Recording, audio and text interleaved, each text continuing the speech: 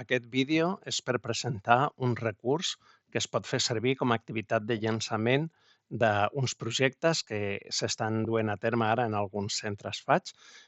Seria un projecte en el que els nanos dissenyen ajuts tècnics que tinguin una aplicació real. Van a algun centre en el qual coneixen gent amb diversitat funcional i a partir de les seves demandes miren de construir solucions. Deixo l'enllaç a aquesta presentació. A les instruccions veiem que hi ha un enllaç a un PDF. Podem imprimir aquestes fotografies i cada fotografia té un número. En alguns casos hi ha més d'una fotografia unides en un rectangle amb un número. Doncs, en aquest cas, les retallaríem juntes. Llavors, imprimim també aquest full de respostes, un per cada alumne. Col·locaríem totes aquestes fotografies escampades per la classe i, sense dir-los als nanos de què són aquestes imatges, ells haurien de voltar mirant-les i omplint en el full quina pensen que podria ser la utilitat d'aquell objecte. I després d'una estona, doncs, fem la part de posada en comú. Posem aquesta presentació en pantalla i anem veient les fotografies i demanem que vagin compartint el que han contestat. Potser algú ha dit que això sembla un xiulet o potser cadascú explica el que vulgui. No és necessari que tothom expliqui sempre la seva resposta.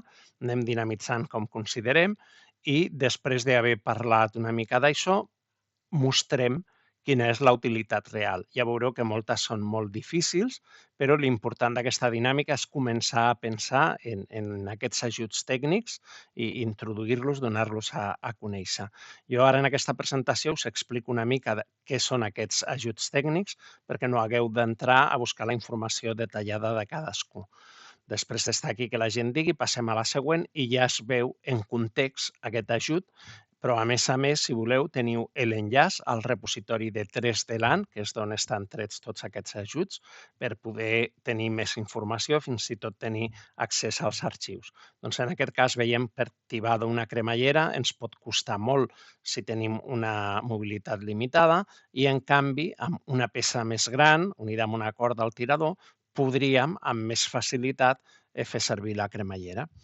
I aquí també tenim aquest objecte, i aquest objecte seria també un altre tirador, però en aquest cas per enganxar-lo amb el dit, que en comptes d'agafar la peça podem passar un dit per l'anella i tibar. Aquestes peces d'aquí són per donar seguretat a l'hora de pagar a persones invidents. Estan segurs de quina moneda han fet servir. La idea és que fiquem una única moneda, aquí estan totes perquè veiem que hi ha una per cada moneda, però si tu col·loques una moneda per aquí, depenent del seu diàmetre, arribarà fins a un punt o fins a un altre. Si memoritzes el valor de les diferents posicions, si abans de pagar col·loques la moneda i toques per saber en quin forat està, ja saps el valor exacte d'aquella moneda. Aquesta solució és un cordabotons.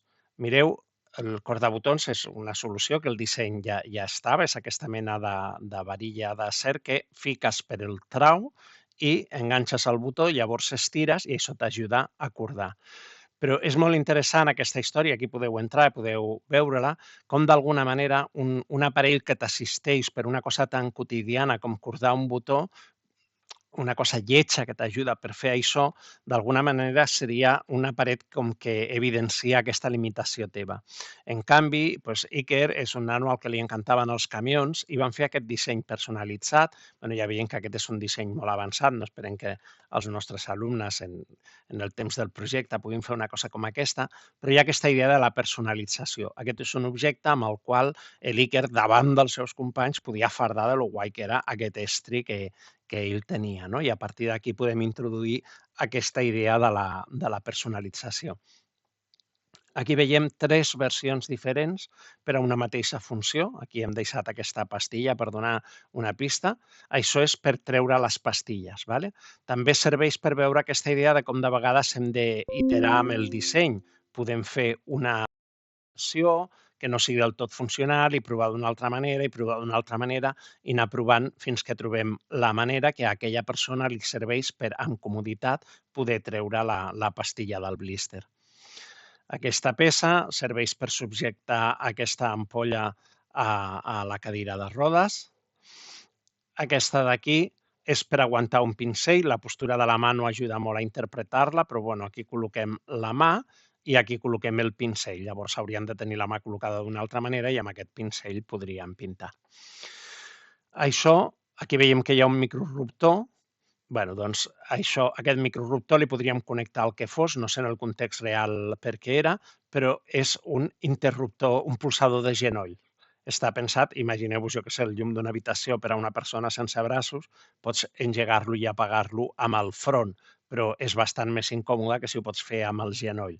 Doncs al final és la idea d'adaptar un interruptor per tal de poder-lo accionar còmodament amb la part del cos que et vagi bé. Aquesta peça és de... Bueno, la persona que ho va dissenyar, el seu avi ja tenia una mobilitat reduïda i la seva mare, que ja li costava també, en la cadira de casa, doncs, havia d'arrambar taula i separar de taula aquesta cadira. Amb aquests adaptadors, amb aquestes peces d'aquí, aconseguíem adaptar la pota de la cadira a les rodes que podien comprar estàndards en una botiga. Permetia que la persona no hagués de fer servir una cadira de rodes, sinó seure en la mateixa mena de cadires que seu tothom a la cuina o amb la cadira que ha segut aquesta persona tota la vida, sense fer una intervenció agressiva en la cadira i que li permetia doncs, a la seva mare poder empènyer amb facilitat el seu avi per apropar-lo i retirar-lo de la taula. Aquesta peça d'aquí no és exactament la que es veu a la fotografia, ja veieu, però és un cas d'un joystick, d'un comandament, per tal de facilitar, de vegades la forma que tenen els joysticks doncs, requereixen fer la pinça o requereixen fer moviments que no són els més còmodes per a la persona que ha de controlar aquesta cadira de rodes, doncs adaptar-los una mica a la seva mobilitat. Aquí tenim aquesta peça que serveix per aguantar, un got. I aquestes peces són escanyadors d'una sonda per a una persona que quan havia de moure a la bossa del pipi doncs li anava bé poder-la tenir escanyada. Aquí la veiem col·locada. Aquesta és la peça original que van facilitar la gent de 3D Land i aquesta és la còpia que ells van desenvolupar. A vegades es fa la creació de la peça, de vegades es fa una reproducció d'una peça existent. I aquí tenim aquest suport que serveix per... Això és un instrument. Aquest instrument ja veiem que està suportat amb una estructura de flexo, que ja està reutilitzat, però aquesta peça de suport del flexo doncs, devia estar trencada o perduda o el que sigui, i en 3D han fet aquesta peça per poder suportar el flexo. Aquesta peça d'aquí és per sostenir un ganivet. Aquesta és per aguantar una llauna. També em sembla interessant remarcar d'aquest disseny, si us fixeu aquesta part d'aquí i aquesta peça d'aquí, doncs tenim per poder acoplar diferents peces en el suport de la cadira. La mateixa cadira, aquesta part sempre igual, i aquesta cadira, depenent del que vols suportar, pots anar canviant la peça. Aquí tenim dos dissenys diferents, no? un més primitiu, un altre més avançat, de suports per a un plat. De vegades hi ha persones que poden necessitar que el plat estigui aixecat, que estigui inclinat, doncs diferents versions.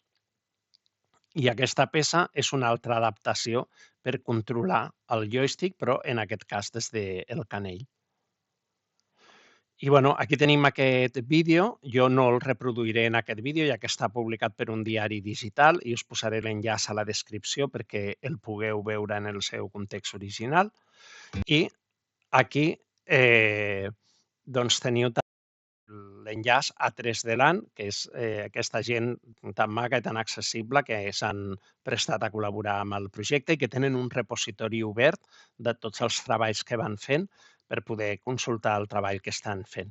Espero que aquesta activitat, que aquesta presentació us inspiri i sobretot que us sigui d'ajut si mai us animeu a portar a terme un projecte com aquest.